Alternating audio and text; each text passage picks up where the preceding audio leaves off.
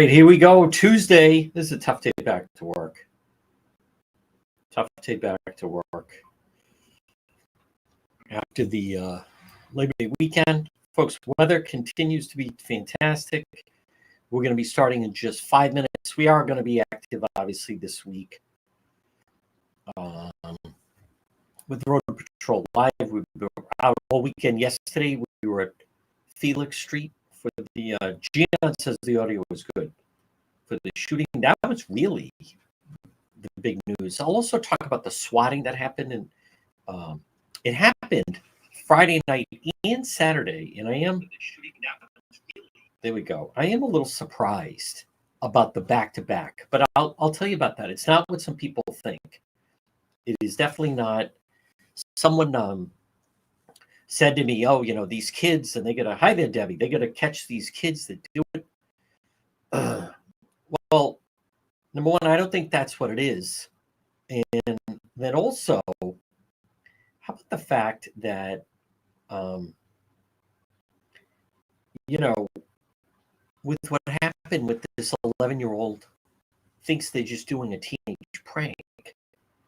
So look where these things can lead. That was very serious on both days, but especially Saturday afternoon in Warwick. So I am going to touch on that. We're going to start off with Justin Katz. But I want to, let's see. 11-year-old, hold on. In the SWAT. Yeah, that's not what people think it is. Meaning it's I believe it's more sophisticated than someone had mentioned to me. Oh, these kids, and people then try to dismiss it. Hi there, Allison. Good afternoon, one and all. Yes, there's Ray. There's Tammy. Hello, one and all. Nice weather continues. We're going to officially start. There's Angie. We're going to officially start. Thank you, Debbie. In just 3 minutes. In just 3 minutes, we will officially kick off. I know some people that are Wednesdays start talking. I'm going to start talking in just a moment. Yes, I am, as a matter of fact. I agree, Janet, and you as well. I also, sometimes I shouldn't respond to comments. Sometimes I respond to comments. I saw someone posted, well, what's going on with Kylie? I'm not hearing anything. Well, I'm not sure what kind of an update you're looking for. She's still deceased. They have him in custody, and his next hearing is coming up. I don't know what more details people think are going to come out. Folks, this portion of the program, PR Landscape Materials and Garden Center.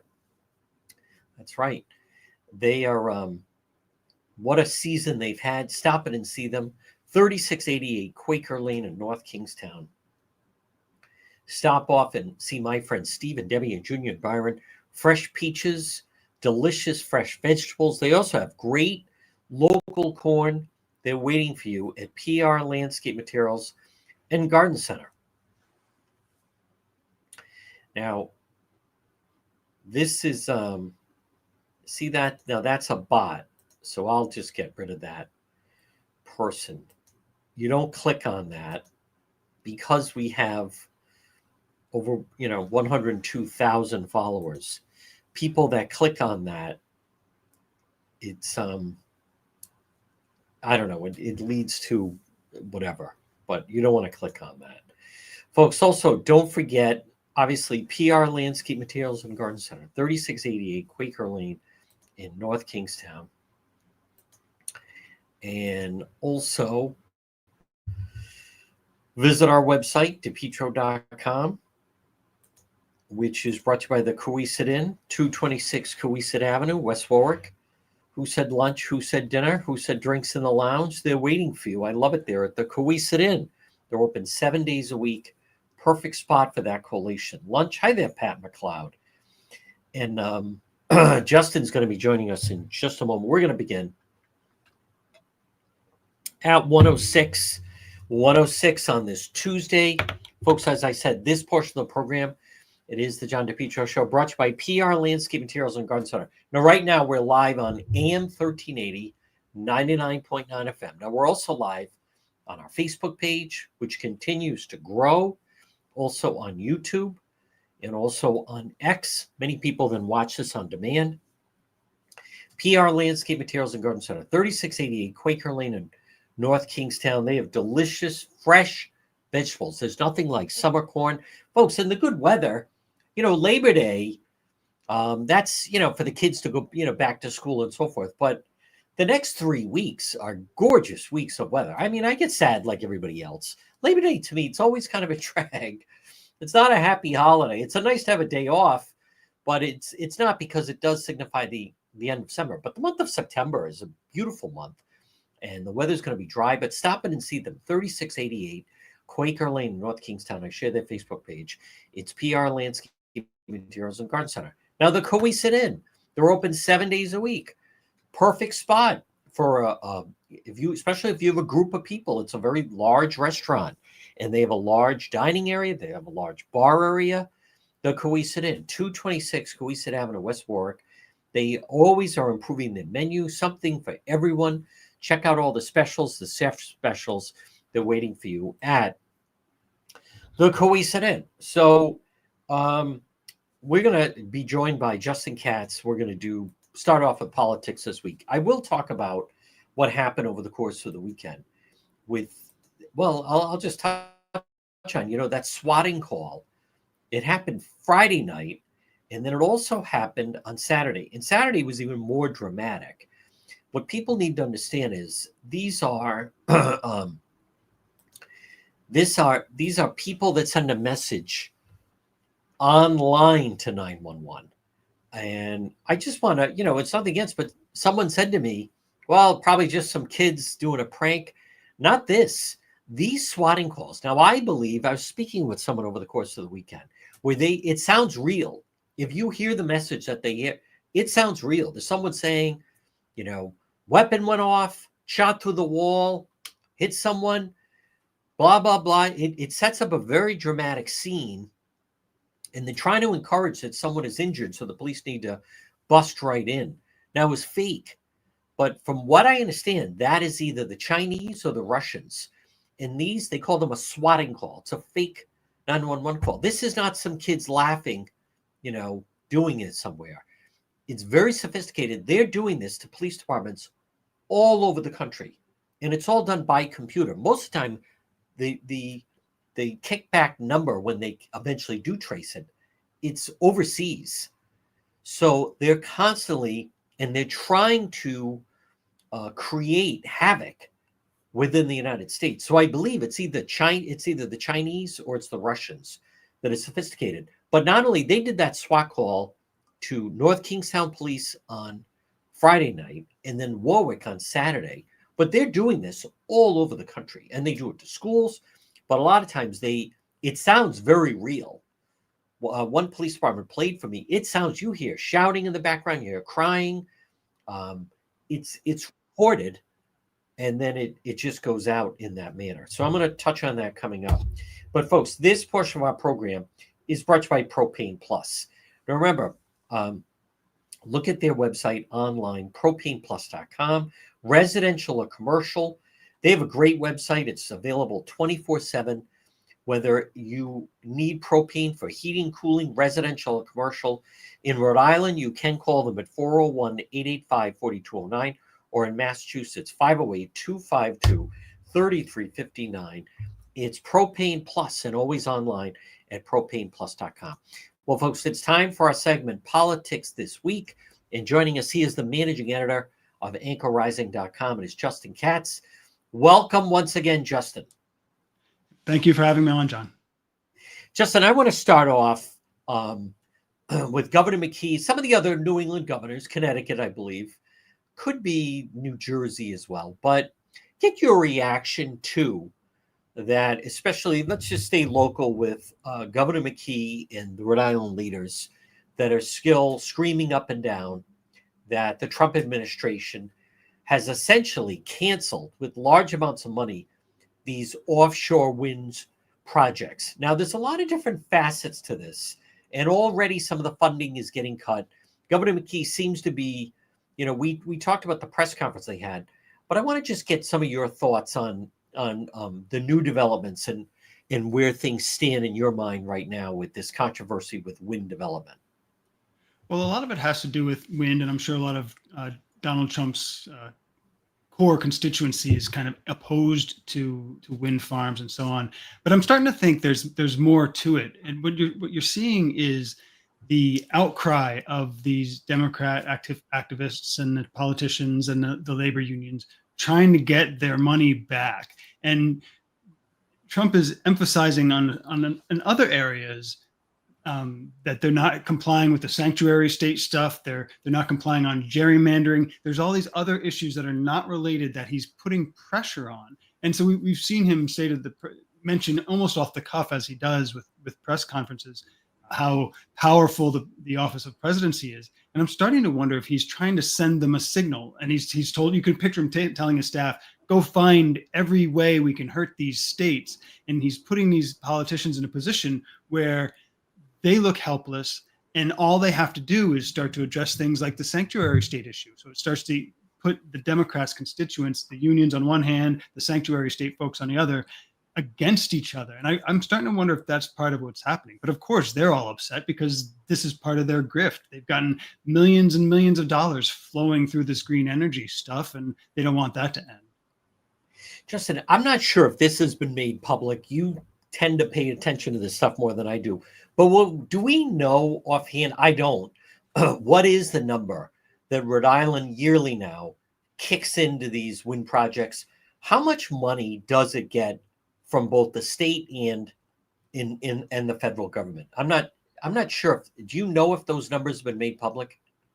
I'm not sure what the state kicks in. I don't know that it's all that much, actually. I think a lot of it's the federal government. A lot of the objection to it way back when it was initially started was the promise of additional rates. So I think there's a lot of foreign funding, there's a lot of local funding, and there's funding from the federal government, but most of it's just opening up this promise of future revenue that's made all these people invest in these companies. So I don't have an exact number on local contributions. I suspect it's relatively small because they like to try to get money from elsewhere around here.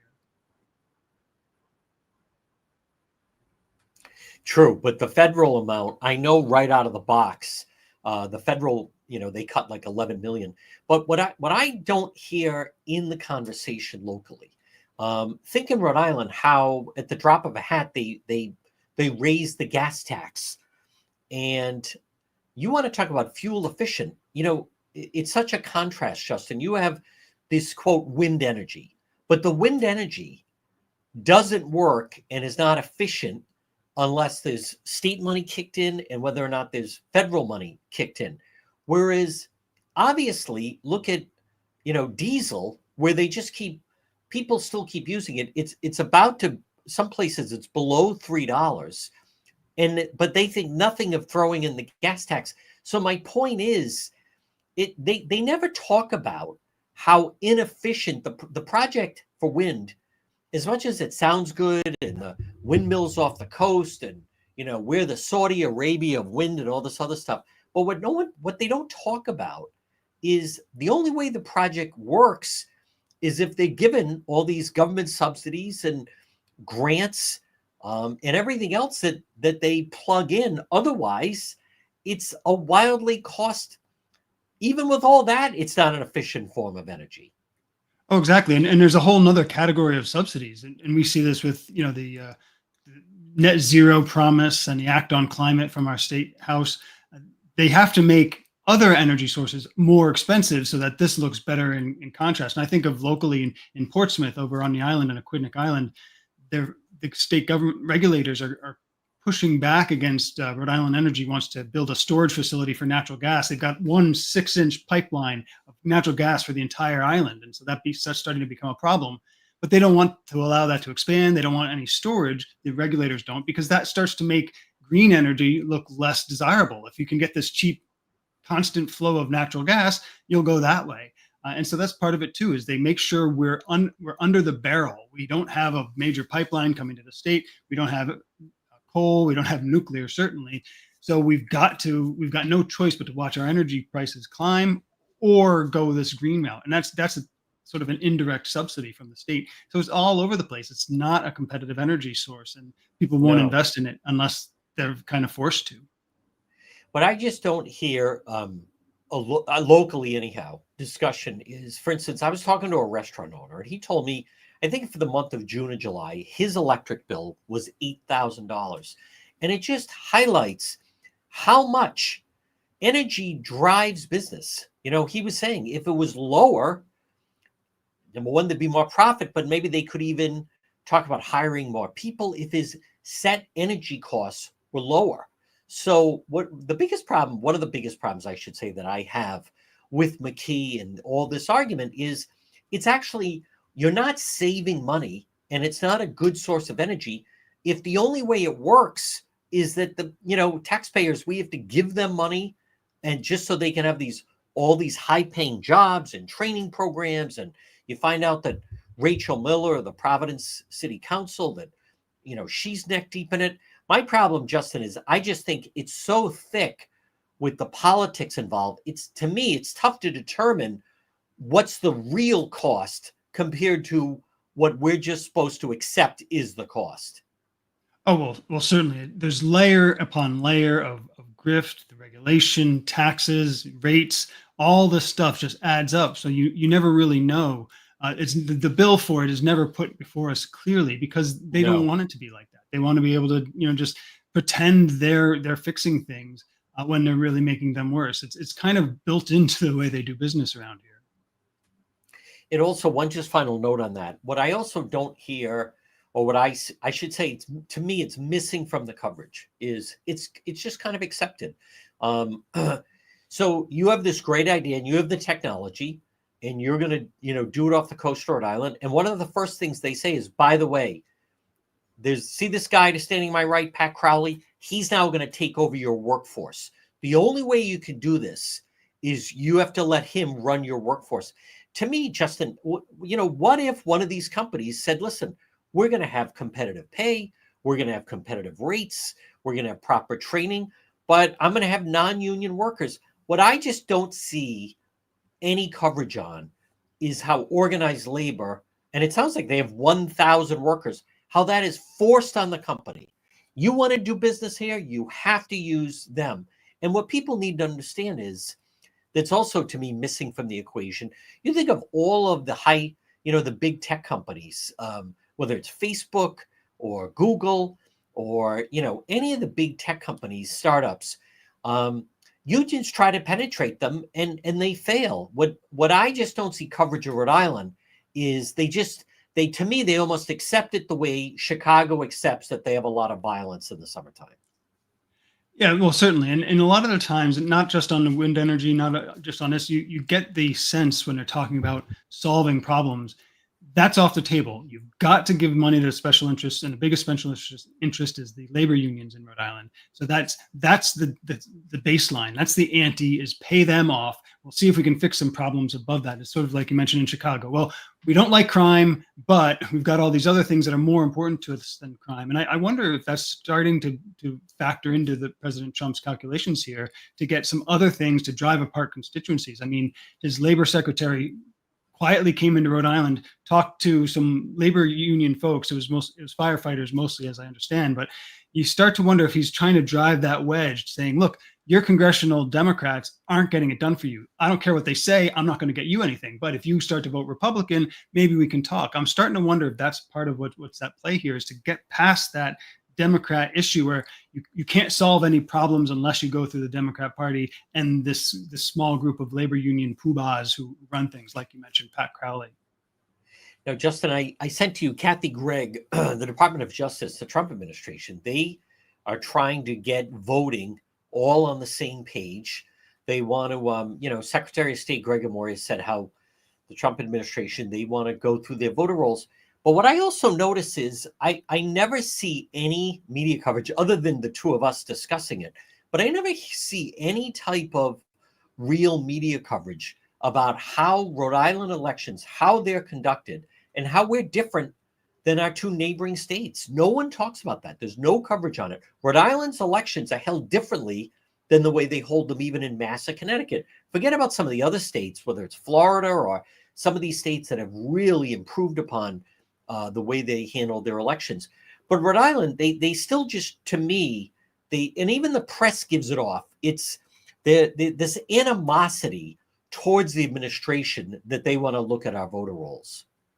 Well, certainly it's been for years and years around here. The Democrat Party has permeated the news media with some things that are just, it's right-wing talk. You're like, oh, anti-vaxxers. Oh, those are the mail ballot people. They're all conspiracy theories. You don't want to talk like that, right? And that's the kind of the attitude that's been permeated. So by the time you get to the Trump administration coming in and saying, look, we want to work to make sure you have fair elections, it's already been keyed and presented and queued up as a conspiracy nut kind of thing. And even though more and more from state to state, you see evidence, video evidence of mail ballot boxes being filled with ballots by politicians who, end up winning.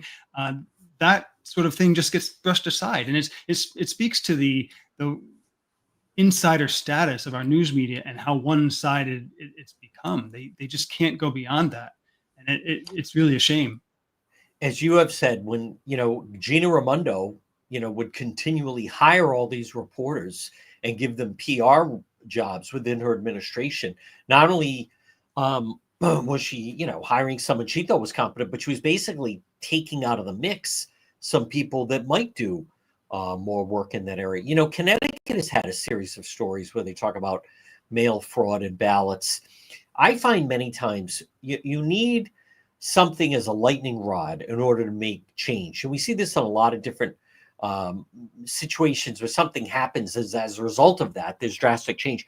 I still maintain that I believe the Rhode Island Republican Party dropped the ball when you had Matos with the signature scandal. To me, Justin, that was a perfect opportunity to seize the moment, draw attention to the way the elections are done, how things have drastically changed since COVID, all of these mail ballots, and they're unlimited.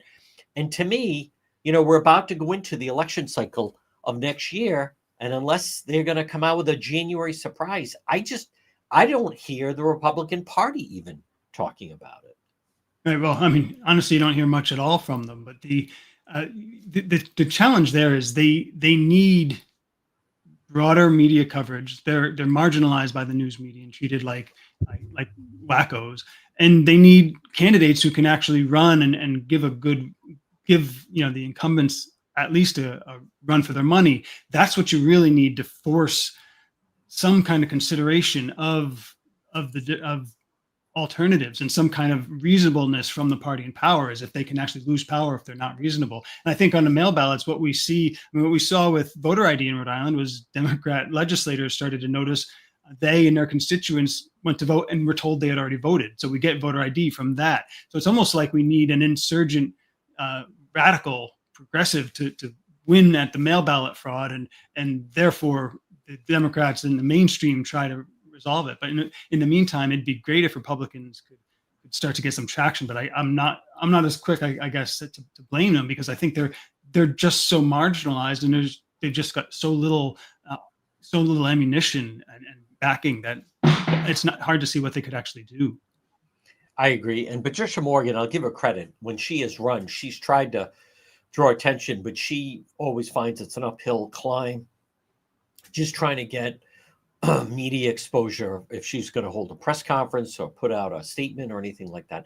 Justin, speaking of that, Dan McGowan of the Boston Globe in his roadmap kind of did, it's post Labor Day, where we are. And it's interesting to me, there's no Republicans mentioned. And right now, I'm just wondering, anything jumps out at you? It is still McKee's the only one in, Helena Folks on the sidelines, Joe Shekarchi threatening to run. But to me, if Governor McKee is in the race, then I'm not convinced that Speaker Shekarchi jumps in. Pina Nerona, the lieutenant governor, still seems looking at his different options. And then you have Sabina Matos, really still the only one lieutenant governor. Anything jump out at you with this, where we are now that it's post Labor Day with the election front? Well, one thing that caught my attention in that article is Dan mentions how Shikarchi may be hoping that Labor nudges McKee out, which kind of shows you where we are in this at this point in the state, where the labor unions have McKee locked up. He's their only hope. They're his only hope of being reelected. And so Shikarchi Right. is sitting back and saying, can I drive a wedge in there? One other thing that really kind of caught my attention was when he mentioned Providence and the mayoral race. And he mentioned David Morales, represented kind of far left socialist representative. Yes. He said he's got a lot of talent. And I actually wrote to Dan to say, what do you mean by talent? I mean, maybe he's got some political talent. I guess he's getting some attention, but he's never run anything. Does that even matter anymore? And I think that's across the board for all of these politicians and these candidates, is so few of them have actually run anything that it's disturbing. Now, folks, it's time for Katz's Corner. This is a story that Justin Katz has found. And what do you have for us this week, Justin? Well, with the horrible shooting we saw in Minnesota and cultural war, and a lot of the conservatives are starting to speak in terms of demons and how we've gotten to this point where we can't even see the madness. And so I dug a bit into, Nicole Solis has mentioned the American Library Association trying to desensitize librarians to sexual content. And so I dug into that a bit and on Anchor Rising. And what I started to notice was the Librarian Association really thinks that their small town libraries ought to become change agents. And that means going out into communities and changing them using public resources in a public library. And we recently reported on that in Foster, where there was a pride flag flying by itself with no American flag, and a resident objected to that on the local public library. So I dug into that a bit to see how that connects to this kind of madness we're seeing and what details people ought to know at anchorrising.com. Folks, you can read it all at anchorrising.com. Again, our segment Politics this week. He is Justin Katz. Justin, excellent job as always, and we'll talk to you again. Thank you, John. I'll talk to you soon. All right, folks, there it is. Politics this week on this Monday. If there's going to start to be announcements, you would think it's going to start to be in the next 60 days. Right now, there is no Republican running for governor. As a matter of fact, Governor McKee is the only person running. And I also want to be very clear. I'm talking about legitimate candidates. I'm talking about people that have run before, whether people like it or not. I'm not talking about these people that just run for the sake of running. So if you've never held office, there are some people, they've never run, they've never won election, and they just start out and say, I think I'm going to be the governor. You become a novelty. I knew Chris Young. I became friendly at one period of time with Chris Young. But Chris Young was never like a real serious candidate, because he would run for Senate, he'd run for, but he never won an election. So I know sometimes when I say that, there's people, so-and-so is running. Yeah, and they don't raise money, and they've never held office, whether people like it or not. You can't, I understand that President Trump ran for president, had never been a governor, had never been a senator. I get that. But he also had been a very successful business person. He had a very well-known name. He's the exception. He's the exception to the rule. You can't, to me, start out that way and say, well, I know I've never run for office before. And some of the people that do this, they have no management skill. They've never managed a large group of people. One thing about someone that did that was Governor Don Kachiri, who I saw last week. Now, granted, he had never run for office before, and he comes out of the box and runs for governor. But he had been CEO of Cookson, which was a very successful company. He had management experience. He knew what it was like to rise through the ranks. He hired people. He fired people. He promoted people. He knew how to run an organization. He knew how to have department heads. There's more to it than that.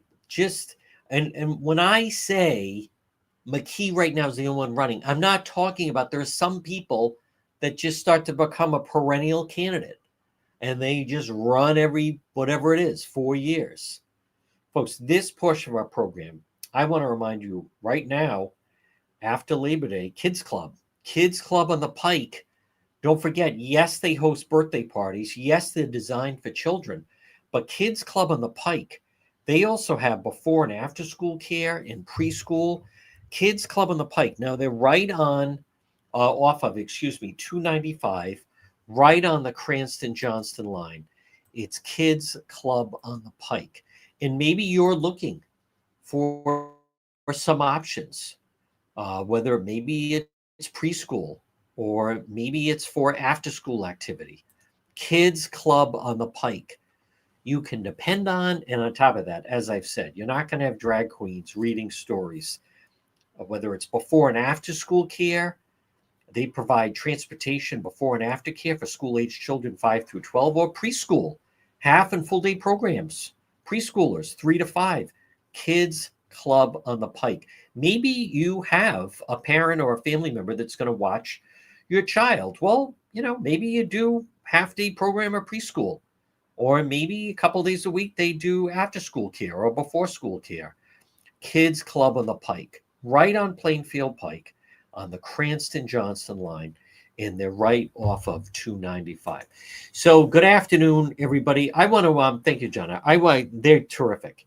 I want to mention good afternoon, Jane Rice. So what we saw Friday night in the pouring rain, as I was down, it was South Kingstown, actually. South Kingstown. I think it was, well, no, maybe it was North Kingstown, because I think I was dealing with the North Kingstown police. I think I was. Well, anyhow, that turned out, and there was state police there. And it was a 911 call, but came online. So it's not someone picking up the phone and calling 911. It's 911, and it's filtered through, because all the police stations, for the most part, I think everyone has, you can actually contact 911 online. And it's this person, and there's been a shooting, and they're inside, and there's someone that's wounded. Many times there's a hostage. Sometimes it's the person that did the shooting. What I mean is that's the voice they're hearing, the dispatcher.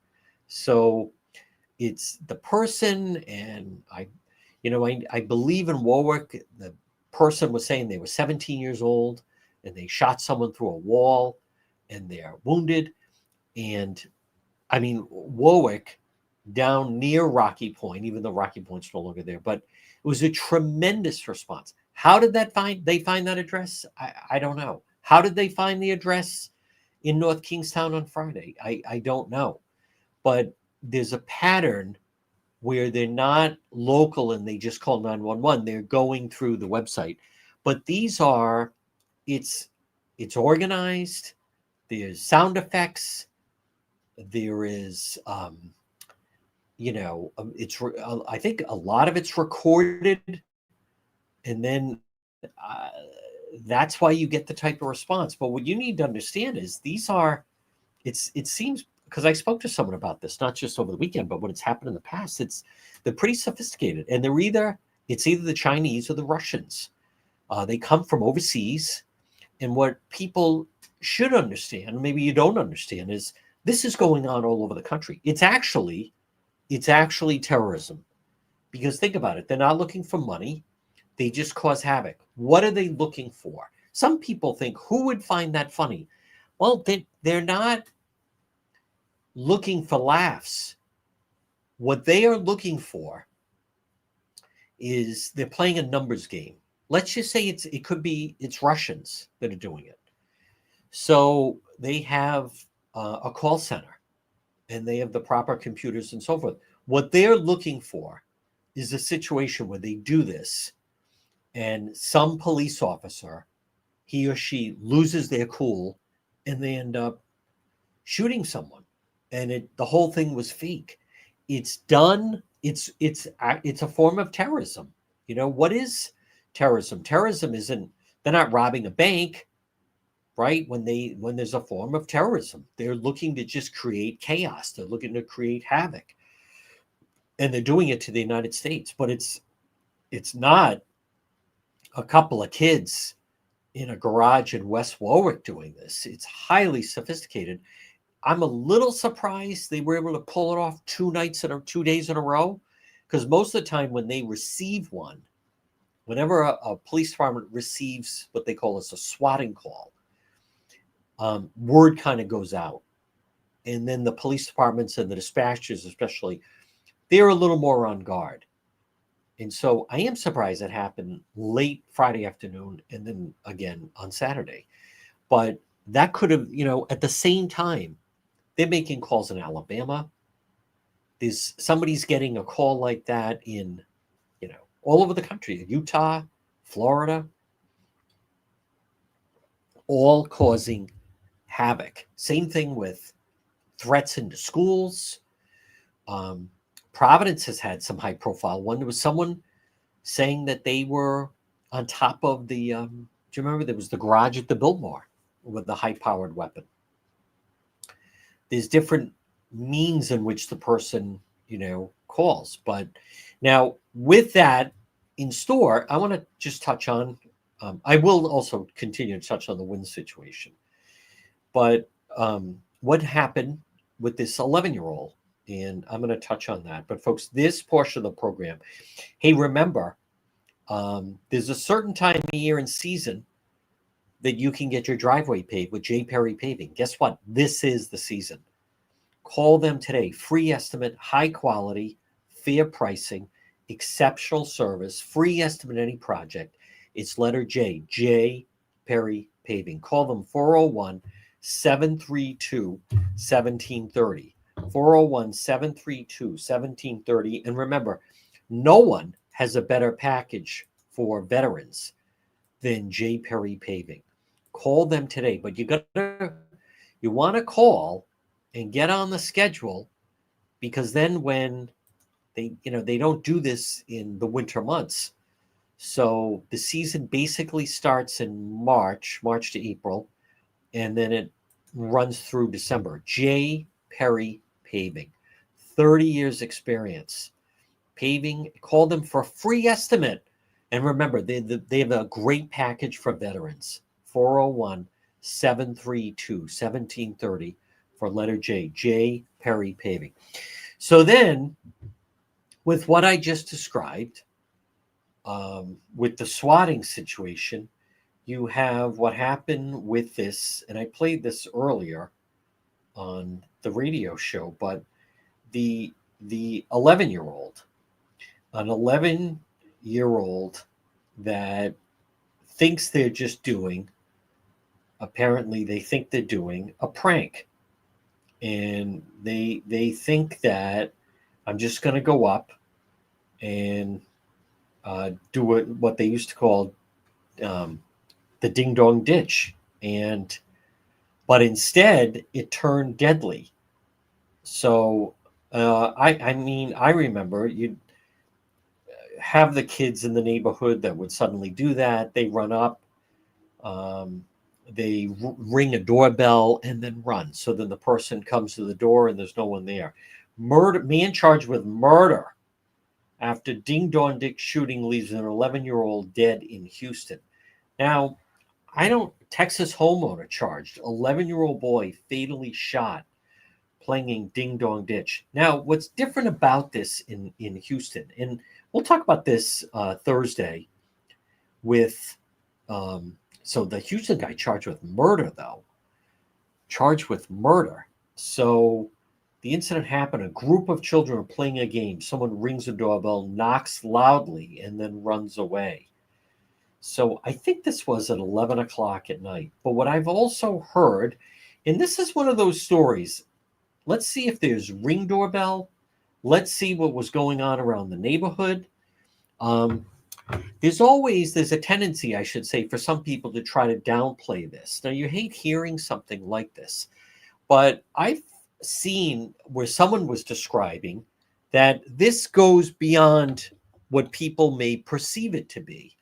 And that is, apparently on TikTok, there were viral videos. And a lot of these videos on TikTok and social media, Snapchat and everything, there's young people doing them, and then they're imitated by other very young, kids, whether they're teens or in this case, 11 years old.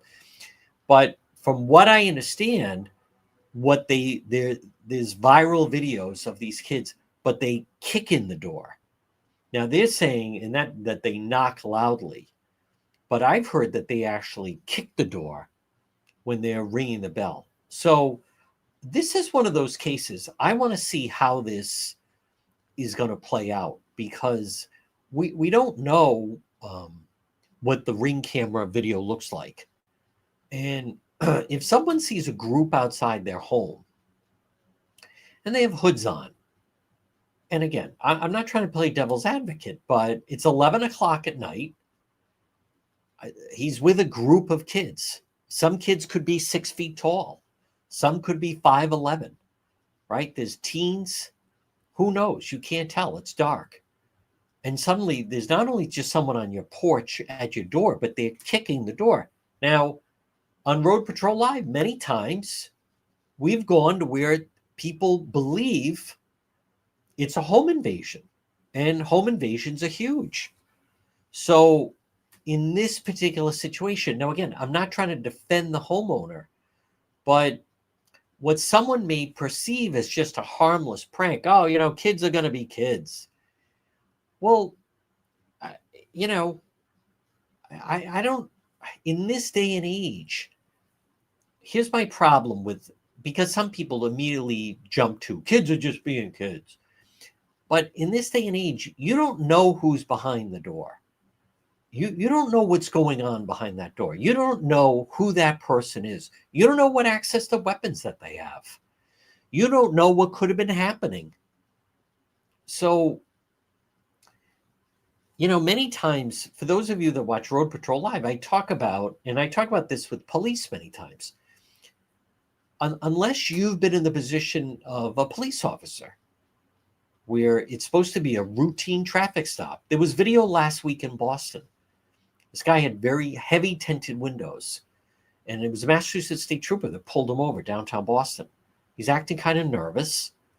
And then he's like, hey, what do you know, ever been arrested for anything, any gun thing? Or, yeah, but it was a long time ago. And then the state trooper saying, what do you got in that bag? It's like, oh, you know, nothing. He's like, let me look at that. And then as he's trying to look through the bag, the guy's a city employee, Boston city employee, starts to try to pull away. And then they're fighting over a taser. My point is, many times police, when they pull someone over, and as someone that is ridden with police, you don't know who's in that car. Maybe they blew through a red light. Maybe they blew through a stop sign. And it's just going to turn into a verbal warning. But I was with Woonsocket Police when the sergeant I was with was saying, hey, stop moving around in there. He's reaching into the glove box. He's reaching under the seat. Stop moving. So put the light on them until you have to do that. And police have told me that, and it really registered with me. Where the police officer thinks, hey, they see someone go through a red light, and they pull them over, and they're going to go up and say, hey, you went through the red light, just a warning, careful. But the person has a body in the trunk. And the person, what are they thinking? They know. They're riding along. They just, killed someone. They put them in the trunk. They're riding along, and they get pulled over by the police. What are they thinking? They know. So as the officer's going over to say, hey, you went through the light, just watch it next time. Simple warning. Can I see a license registration? Boom. It's fireworks because they think they're cornered. So now I know that seems dramatic, and again, Texas is one of those states. You definitely have stand your ground. The fact that he chased after him and then shot him in the back doesn't bode well. But I think I'm reacting more to some people that were saying, oh, come on, everybody, harmless child prank. All kids do that, blah, blah, blah. I tell, I'm, and my friends know this, I'm never comfortable. Actually, it goes beyond never comfortable. I don't ride with someone that does the table for one salute to someone in traffic. And there are people like that. Years ago, you're getting a ride from someone that you don't know that well. And something happens and they go to the table one. I always say, you never know who that is in the other car. You don't know what type of weapon they have. You don't know what just happened. You don't know what their mindset is. So who knows this guy that they go over and decide to do ding dong ditch? Who knows? Maybe he's been drinking all night. Maybe he lost his job. Maybe he's got a weapon. Maybe he's on the verge of self-harm and you're interrupting. Who knows? But like, what is the point of that? There's definitely a tendency. We saw this with the 16-year-old. Oh, come on, everybody stuck out. I talked about the 16-year-old. It turned out he was actually from Fall River, but 16 years old, it's 3 a.m, and he's out with a 19-year-old who has a handgun. And some of the people putting comments, oh, come on, kids are kids. Everybody snuck out at that age. Not everybody has. And there's a difference of sneaking out for whatever, just the sake of sneaking out, to stand behind your garage and smoke a cigarette, or then riding around with a 19-year-old gang member who's got a loaded weapon. This portion of the program is brought to you by Arch Design Builders. Remember, they specialize in residential design. Call Ed and Roxanne today, 401-207-4124. 401-207-4124. All right, Labor Day is over. Now, how about a fall project? Let's upgrade the kitchen, or maybe a bathroom, or maybe you have an unfinished basement, or you want a new deck, or a garage. Arch Design Builders. Set up that free consultation with Arch Design Builders. Remember, family-owned and operated, high-end custom build, and the best with customer service. Call them 401-218-9707, 401-218-9707 for Arch Design Builders. I want to be very clear. I'm not obviously justifying that. No, that's an extreme reaction. An extreme reaction. It's an unreasonable reaction of force. And I think, again, we don't know all the details.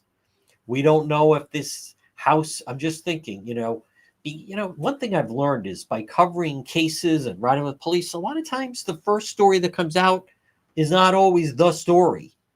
We don't know if this had happened before. We don't know if someone had damaged his door. We don't know if someone had gotten in the house. What if one of the kids just went to, as a prank, to kick the door and, it opened? So just think about if you were home, it's 11 o'clock at night, and suddenly someone kicks your door open and you hear voices. That would not be pleasant. I mean, I think that would frighten anybody. So now I get the people that say, oh, come on, they're just kids. It was just a prank. I on this want to learn more details about it, because right now they just, boom, he's being charged with the murder of the 11-year-old. Let's also step back. Should the 11-year-old been out doing that? No. Something done at 8 o'clock at night is different 11 o'clock at night. How many kids were in the group? How big were they? What was anyone saying? Is there video of this? It's a lot of different parts of this. Had they hit this house before? Who was this guy? Was he a nut in the neighborhood that they all knew? And if that's the case, what are you doing? I mean, terrible. Folks, remember, when disaster strikes, serve pro of Providence. Now, what do I mean by that? You never know when you could have maybe like a fire or flood. Suddenly you have, if you have a fire, you're going to have water damage, and then you're also going to have smoke damage in your home. And that's when suddenly you need someone like Serve Pro of Providence who's available. Remember, call them today, Serve Pro of Providence, fast, thorough, professional, 401-941-5500. Disaster strikes. And when this happens, you can't just go about your life. Everything gets put on hold until you solve. If you've had a fire or a flood or suddenly you have mold, you need someone reliable, dependable, that's available 24/7. Serve Pro Providence, 401-941-5500. They're available 24/7, fast, thorough, professional, latest technology, certified expertise, Restoration, reliability, and results. Serve Pro of Providence. Call them today, 401 941 5500. So, folks, again, good afternoon on this Tuesday. Yes, we'll be doing Road Patrol Live later. We have moved it. I see some of the comments, people, I don't see you anymore. Well, we've moved it to subscriber only. Why do you move it to subscriber only? Well, it's just better that way. There's less problems in the chat, and it's safer that way. It's safer that way. Not everyone is a fan of the Chosen One. I'll tell you who you will be a fan of, and that's Watson Materials. What a difference that Watson Materials can make. Wow, with your outside. Call Sean today and you request a quote, 401 885 0600. 401 885 0600 for Watson Materials. What a difference they make, whether it's landscape lighting, pavers, retaining walls, cobblestone, decorative stone. Watson Materials, 401 885 0600. Well, folks, again, I hope everyone had an enjoyable Labor Day weekend. This situation with the wind, this is a problem. President Trump right now is having some battles with the judges, with the courts, and he's running into problems with the National Guard out in L.A. I don't know. These judges, the deployment is illegal. What we notice and I talk about locally is it's Massachusetts and Rhode Island is the same like some other blue states, and that is that all the judges, have to be approved by the Rhode Island State House. Massachusetts is Beacon Hill. And as a result of that, so you get all these progressive liberal judges, and they're looking to overturn all this stuff. I also want to mention, I caught part of the Belichick's UNC debut goes from celeb-filled party to total disaster. It really did. Wow, what a disaster that was. I never thought that, I don't know what to think about Coach Bill anymore, but there's a big difference of you have professional athletes battling it out that are being handsomely paid to be a professional athlete, and 19 and 20-year-old kids who can just say, that's it, I'm leaving, I'm going to enter the transfer portal. And world of difference with that. You know what else? I did see this, by the way. Large object thrown out of top floor window at White House. Intense speculation. I did see the video. I don't know what to make of that. That is odd. Mystery is viral video shows object being thrown out of the White House upper level window. I don't know what that is. I'm not sure where that is in the house. Some people are trying to intimate that it could have been Melania doing that. An official said the object was thrown out by a contractor who was doing regular maintenance while the president was gone.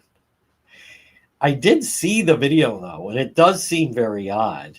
And I'm not sure why he would just throw something out the window, but I think this is going to be between that and the health stuff. They're just distractions. But I admit, when you see the video of whatever that was, it was like a black bag being thrown out. It was it's definitely odd. It's definitely odd. I don't know what it is either. Apparently no one knows what it is. Belichick, hey, he wanted to do this. The good news, he's coaching with his son again. The bad news, he's coaching with his son again. I mean, that was uncomfortable. And I didn't watch the full game. And there was nothing missing. I don't think I'd watch another. Number one, I don't care about North Carolina. And number two, what's the point? You're just watching one team run up the score. It's pretty brutal. So, hey, folks, this portion of the program is brought to you by Quality Asphalt Seal Coating. Call them today, 401 283-9815. Call Corey. Free quote. Tell Corey you'd like to get your garage epoxy, garages, patios, decorative concrete flooring. But remember, for this or seal coating, get your name on the list now, because then the season ends in a couple months. So it makes a huge difference whether they're going to seal coat your driveway, or they do crack filling, pothole repair, or they'll epoxy your garage or patio. They will resurface a tennis court, a basketball court, or a pickleball court. But they are fantastic. It's not that expensive. And tell them you'd like to find out about epoxy your garage or patio, decorative concrete flooring, quality asphalt seal coating. Call them 401-283-9815. Well, folks, good afternoon. Yes, early Labor Day. I also want to just touch on this wind situation with, right now, the state of Rhode Island right now. I think Rhode Island's in worse shape than Massachusetts, but there's no one advocating for the state right now. No one. People like Gabe Amo, Governor McKee, Seth Magaziner, Sheldon Whitehouse, it's all just bomb throwing at the administration. They have no intentions of working with anybody. Like many of you, I like the idea. Wow, we put up this windmill and then the wind propels it, and then, voila, you got electricity. I like the concept of it. I don't know exactly how it could work, but when we had the guest on last week where they were opposed to it, they talked about not only the damage that it does, but it's not an efficient form of energy.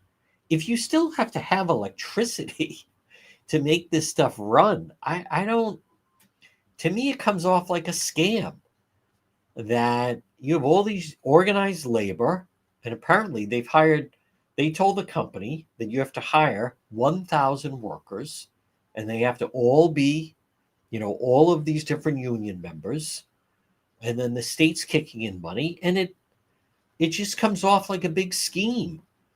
That's not an efficient form of energy. There are efficient forms of energy. That doesn't sound like one. Like I said, I like the concept of it. If there are people that have these solar panels and they were able to, this is great. I live on 2 acres of land and I have these solar panels, and it provides all the electricity for my house. I think that's fantastic. That's great. But not that we should have to pay for it. And so this whole business of wind energy at this point, then they're not even arguing that it's an efficient form of energy. And Governor McKee right now, between running, the sanctuary policies and this whole wind farm scam, and then they won't play ball to do elections the right way. What do they expect is going to happen? I don't get it. To me, President Trump and his administration, they don't seem like they're kidding around to me. They don't seem like they're kidding around at all. All right, if you're listening to the radio, stay tuned for the 2 o'clock news. Everyone else, we'll see you later tonight for Road Patrol Live. Enjoy this Tuesday.